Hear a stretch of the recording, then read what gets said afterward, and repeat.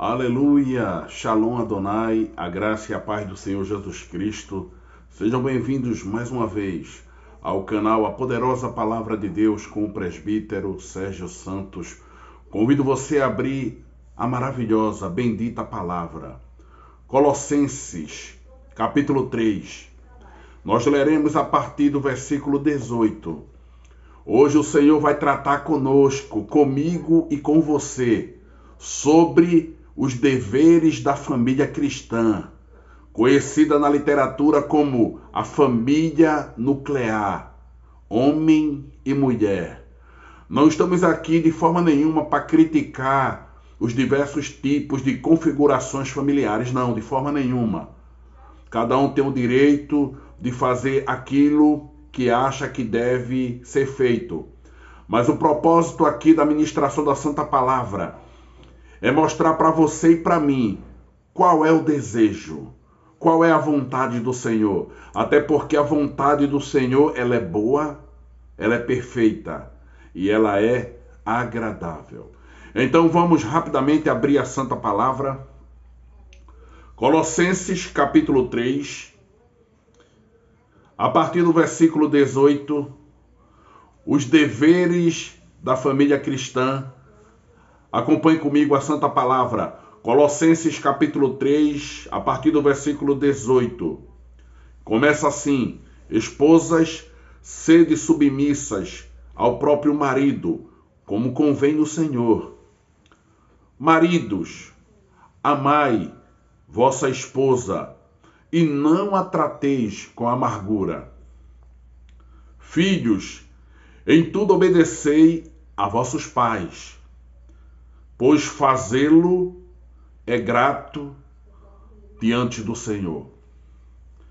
Pais, não irriteis a vossos filhos, para que não fiquem desanimados.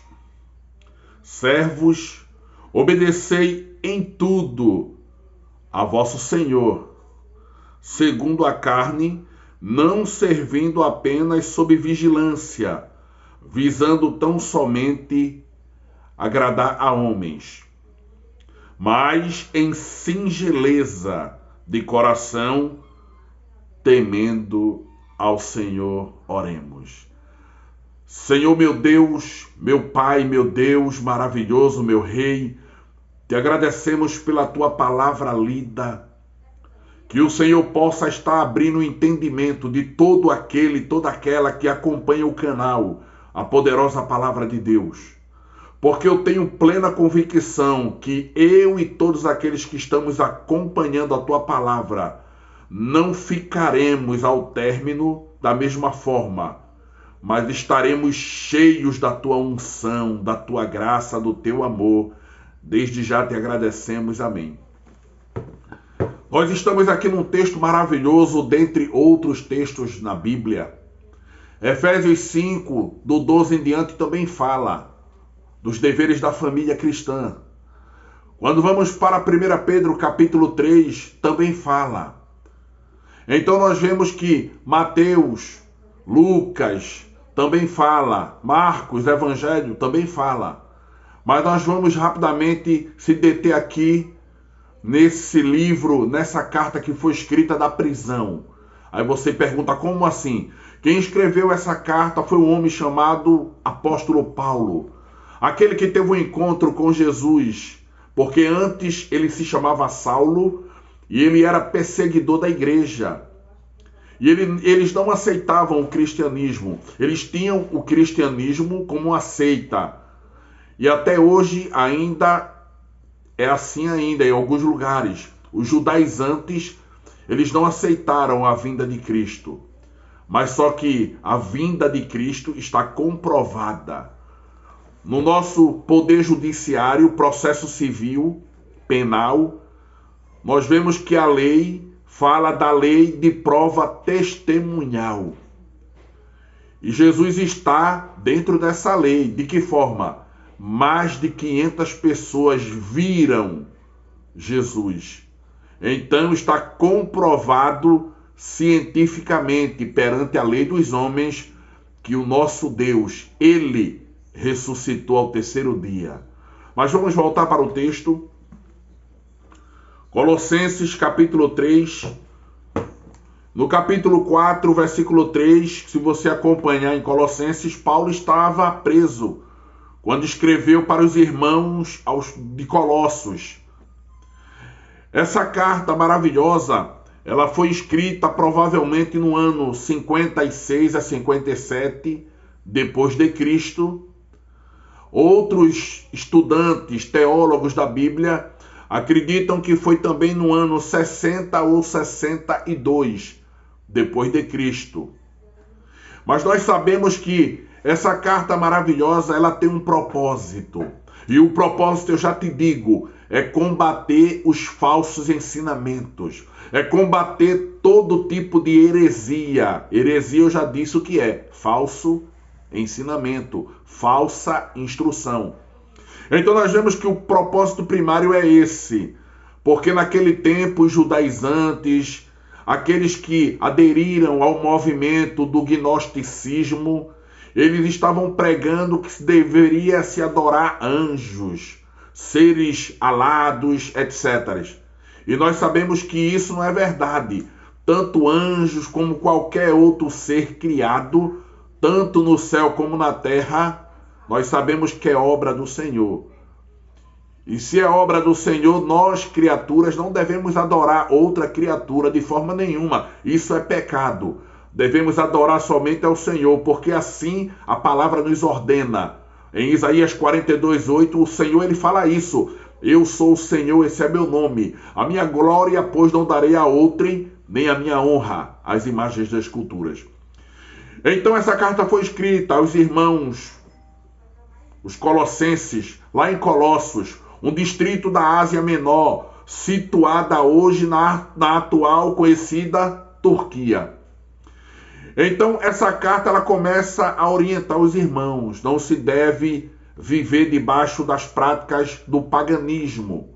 E ainda continua. Fala que somente Cristo perdoa pecados e salva.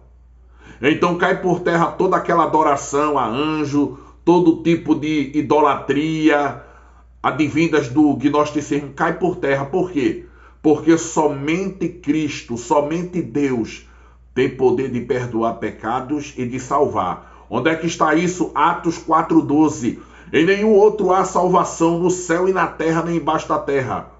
Porque somente Jesus Cristo salva todo aquele que crê. Então nós vemos aqui que essa carta ela foi enviada para a região na Turquia. E essa região se chamava Colossos. A cidade da Frígia, na Ásia Menor, que, como eu falei, hoje é a atual Turquia. Colossos ficava aproximadamente a 120 quilômetros da cidade de Éfeso. Por que eu estou falando de Éfeso? Porque Paulo também escreveu aos irmãos da igreja de Éfeso, que era pastoreada por dois homens de Deus, Epáfras e Arquipo. Nós vemos isso aonde? Colossenses 1:7 e Colossenses 4:17. Então nós vemos que Paulo, mesmo da prisão, ele era liberto. Ele não estava de forma espiritualmente, sentimentalmente, mentalmente aprisionado, não, muito pelo contrário. Ele sabia que aqueles grilhões, aquela prisão que ele se encontrava em Roma, era momentânea. E hoje eu posso te afirmar que, independente do teu aprisionamento, se é literal atrás das grades, ou se é um aprisionamento advindos de uma depressão, de uma ansiedade, advindos de uma dependência de alguma substância medicamentosa ou de algum vício, eu quero te dizer que Jesus é aquele que tem todo o poder para te libertar de qualquer cadeias, de qualquer grilhões. Então nós vemos agora no texto, rapidamente, o Senhor ele fala comigo e contigo na sua santa palavra sobre os deveres da família cristã, aquela que eu falei anteriormente no início do vídeo, a família nuclear, homem e mulher, mulher, homem. Aí você me pergunta, com que respaldo o presbítero Sérgio fala isso? Gênesis capítulo 2, versículo 24, primeiro livro da Bíblia, o Senhor, ele começa a ordenar como deve ser a família na terra. Gênesis capítulo 2, a partir do versículo 24, o Senhor fala para Adão e Eva da seguinte forma: portanto sairá o homem da casa do seu pai e da sua mãe, e apegar-se-á a sua mulher, a sua esposa, e serão ambos uma só carne. Jesus, ele confirmou essa palavra lá em Marcos 9:10. Aquilo que Deus uniu, o homem não se separe. Mesmo se tiver qualquer pecado, tem que se perdoar, se a pessoa mostrar arrependimento. Mas por causa da dureza de coração, lá no Êxodo, lá em Levítico, do povo de Israel, Moisés clamou ao Senhor e foi permitido. Se tiver prostituição ou adultério, aí sim é permitido a família cristã se separar. Fora isso, o que Deus uniu não separa o homem. O casamento é uma aliança, ou seja, até a morte e até aquele momento pelo qual ressuscitaremos pelo poder de Jesus. Então nós vamos rapidamente agora os deveres da família cristã segundo a palavra de Deus. Colossenses 3, a partir do 18, começa: esposas, sede submissas ao próprio marido, como convém no Senhor. Eu já posso te dizer que essa submissão não significa dizer que a mulher tem que ser escrava ou subordinada. Subordinação é um termo militar, ou seja, aquele que é soldado, ele obedece o cabo obedece o sargento ao tenente, o tenente ao capitão, o capitão ao tenente-coronel e assim sucessivamente. Independente se a atitude daquele que manda é certa ou não, tem que obedecer. O termo submissa, ou seja, que é interpretado como sujeição, não é escravidão. Significa o quê? Significa auxílio. Significa no grego e no hebraico cooperação. Nós vemos isso claramente na palavra. Significa que quando diz vós, esposas, sede submissas ao próprio marido, como convém no Senhor, nós vemos que tem um significado maravilhoso. Esse significado visa a relação mútua com Cristo. Aí você pergunta, como assim? A submissão na Bíblia, a mulher ser submissa, é uma relação mútua com Cristo? Sim, porque lá em Gênesis capítulo 2, primeiro Deus cria o homem, depois da costela sai quem? Eva, a esposa, que é uma adjuntora, é uma auxiliadora. Aí você começa a entender.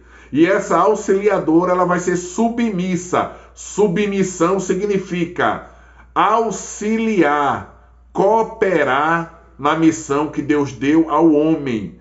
Então você já começa a entender qual é o significado. E quando nós começamos aqui em Colossenses 3,18 sobre as mulheres, nós vemos que dentro do seu corpo, a igreja, Efésios 5:21, o que é que fala a palavra? Sujeitando-vos uns aos outros no temor do Senhor. Em Efésios 5:21 está falando da igreja no geral. Homens, mulheres, autoridades eclesiásticas, pastores, presbíteros, diáconos, anciãos, crianças, todos devem viver o quê? Em relação mútua com Cristo. É o que nós vemos aqui no texto. Colossenses 3,18. Esposas, sede submissas ao próprio marido, como convém no Senhor. Ou seja, da forma que o Senhor prescreveu e determinou na sua lei, nos seus estatutos, juízos e mandamentos. E continua mais. Convido você a abrir a Santa Palavra. Abra agora Gênesis, capítulo 2, versículo 18. E nós vamos ver a criação da família, como eu já falei, 2:24. Mas vamos voltar um pouquinho mais. Gênesis, capítulo 2, versículo 18.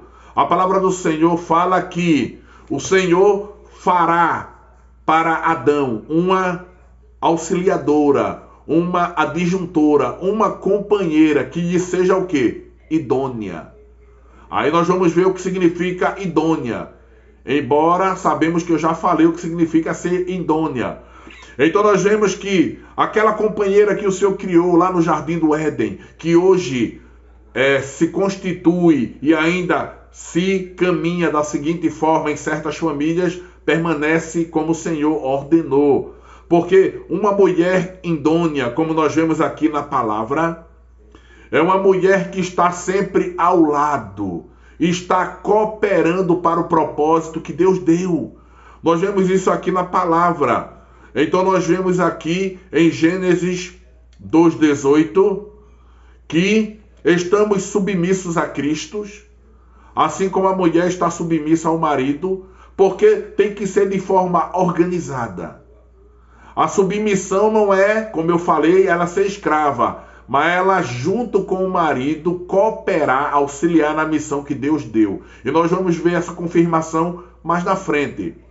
Então nós vemos claramente que cooperar com a missão do marido, a esposa deve, tal como a igreja, se submeter à liderança do marido dentro do lar, cumprindo um propósito tão bem especificado. Aí vocês começam a entender.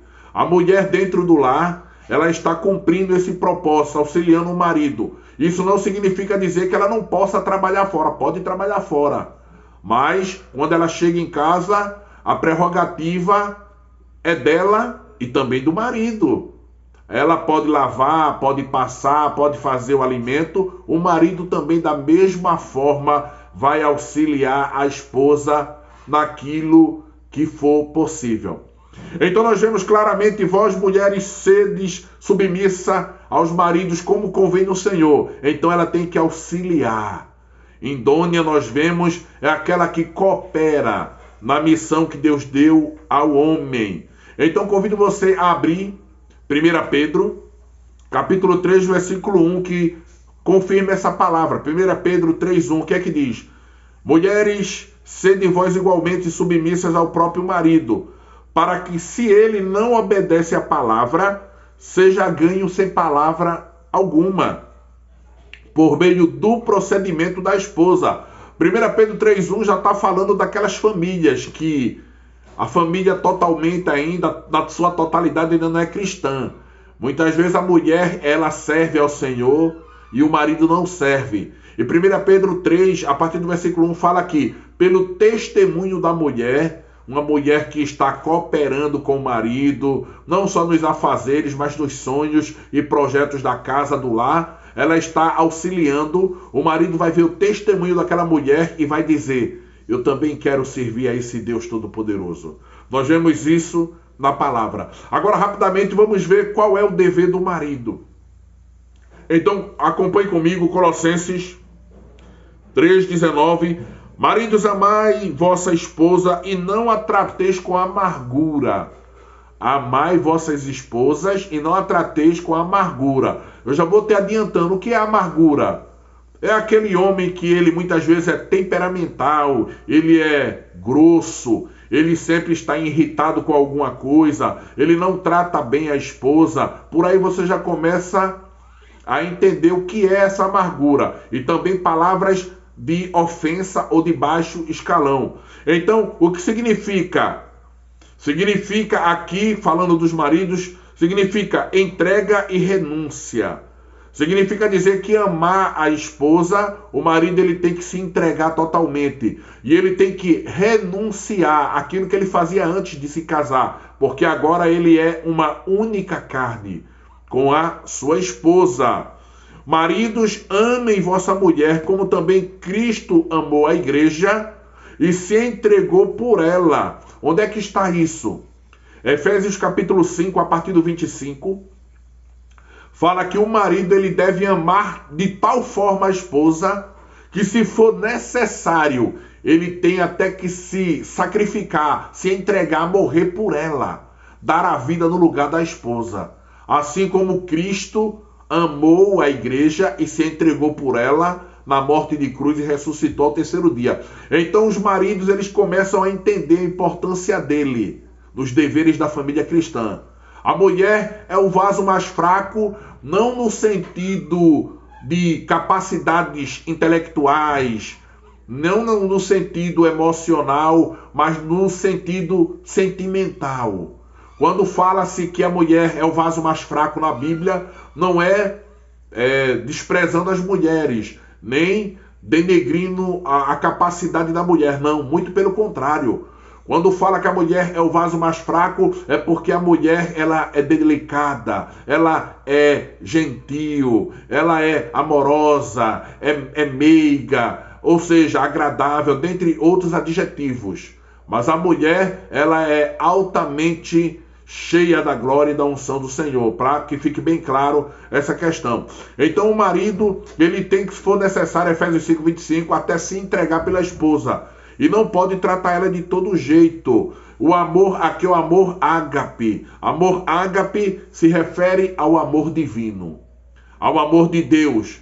É um amor puro e é um amor sacrificial. O amor ágape que o marido deve tratar a esposa é esse. Não só o amor eros, da relação para gerar a posteridade dos filhos, mas também o amor, acima de tudo, o amor ágape, que é aquele que é puro, é aquele que não tem malícia. Então nós vemos isso na palavra. Esse tipo de amor está descrito lá em 1 Coríntios capítulo 13.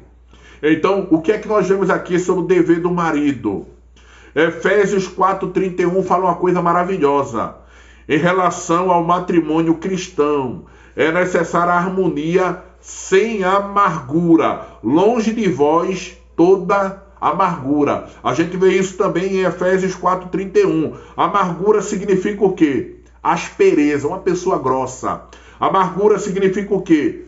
Significa descontentamento, frustração. A gente não pode fazer isso com nossas esposas de forma nenhuma. Então nós vemos que da amargura vem a cólera, que é impulso violento, irritação, fúria, impeto. Isso não pode acontecer no lar. O marido não pode usar da sua tonalidade de voz, bater na mesa, não, de forma nenhuma. Nem constrangir, nem do ponto de vista fisicamente ou verbalmente, de forma nenhuma. E nem tampouco se irá. A amargura também está incluso aqui a ira, que é um impulso natural, temperamento, disrupção, impulso do comportamento, da conduta. Tem que ser moderado, tem que ter controle. E também não pode haver na questão da amargura o quê? Gritaria.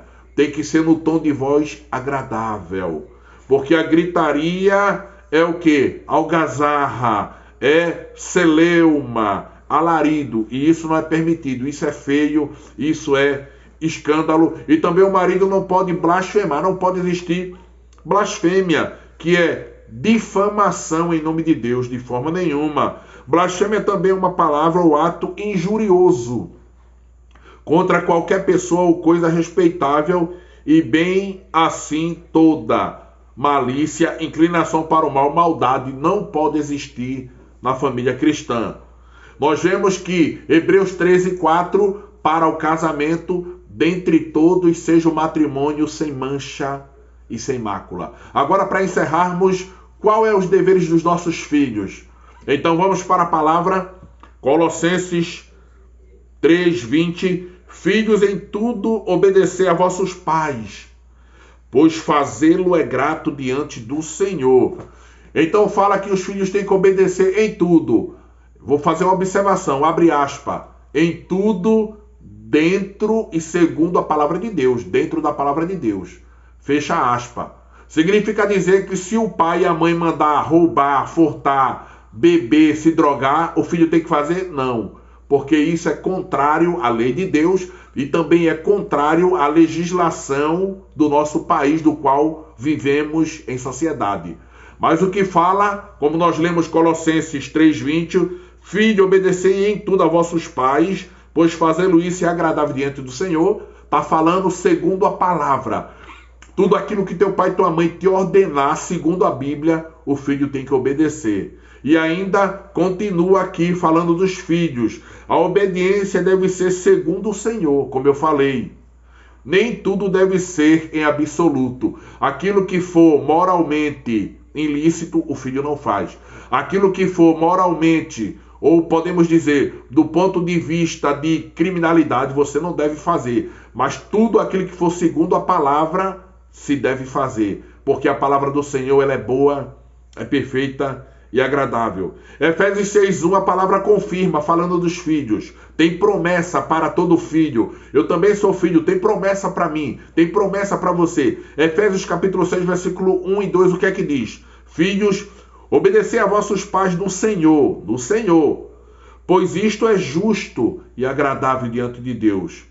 E o 2 ainda diz, para que se prolongue teus dias sobre a face da terra. Agora abra rapidamente Êxodo 20:12, que fala que os filhos devem obedecer os pais em tudo, honrando os pais, para que se prolonguem também seus dias sobre a terra, debaixo da bênção do Senhor. Abra agora Provérbios 20, ou seja, Provérbios capítulo 6, versículo do 20 ao 23. Vamos só citar as palavras, o verbo principal. Provérbios 6:20 fala que a obediência aos pais segundo o Senhor conduz para a vida. Nós vemos isso em Provérbios 6, do 20 ao 23. Agora abra Provérbios 13:1. Provérbios 13:1 fala que o filho sábio, ele ouve a instrução do pai e da mãe. Agora Provérbios 29:15. Abra a palavra rapidamente. Provérbios 29:15 fala que a vara e a disciplina, a correção, dá sabedoria ao menino. Nós sabemos que na nossa lei é permitido, tem a lei da palmada no Brasil, não pode nem dar uma palmadinha. Mas biblicamente a palavra não está mandando espancar, nem cometer nenhum tipo de lesão corporal. Isso é crime, com certeza. A Bíblia manda, não aparta do menino, como fala Provérbios 29:15, a vara. Ali é para dar umas palmadinhas, para disciplinar. Mas antes vem a instrução, vem a orientação linguística, de forma pedagógica. E depois vem uma correçãozinha. E vai dar o quê? Sabedoria ao menino. Isso é segundo a palavra do Senhor, Provérbios 29:15. Agora Provérbios 22:6, o que é que fala? Instrui a criança no caminho do Senhor, e quando ela crescer, não se desviará. E ainda nós continuamos aqui, Provérbios 21:15, abra a palavra, o que é que diz? A agressão aos pais é execução. Significa dizer que todo filho, na lei do Senhor, na lei lá em Levítico, em Êxodo, se ele agredisse os pais, fisicamente ou verbalmente, eles estavam passivos à punição e condenação à morte. Hoje em dia nós sabemos que cada país, cada nacionalidade tem suas leis, mas na Bíblia, aquele que agride o seu progenitor, que é os pais, ele é passivo de morte. Ele é, podemos dizer, segundo a Bíblia, amaldiçoado. É aquele em que o maligno habita na sua mente e no seu coração. Nós vemos isso aonde? Em Êxodo 21:15. Êxodo 21:15 fala que os filhos que agredirem os pais serão executados, serão mortos. E eu convido você a abrir Mateus 15:4. Mateus 15:4, Jesus disse: não amaldiçoeis os vossos pais. Mesmo que o teu pai e tua mãe estejam se comportando de forma errada, você como filho, como filha, deve orar por ele. Independente da ação e da atitude dos pais, você não deve de forma nenhuma proferir palavras de maldição, nem nenhum tipo de desrespeito, de forma nenhuma. Mas ore por ele, ajude, auxilie, coopere. Então nós vemos aqui rapidamente na introdução, Atos 16:31, Paulo e Silas estavam presos e o Senhor estremeceu lá o cárcere, aquela prisão, e todas as portas foram abertas. E o carcereiro responsável disse: o que eu devo fazer para ser salvo?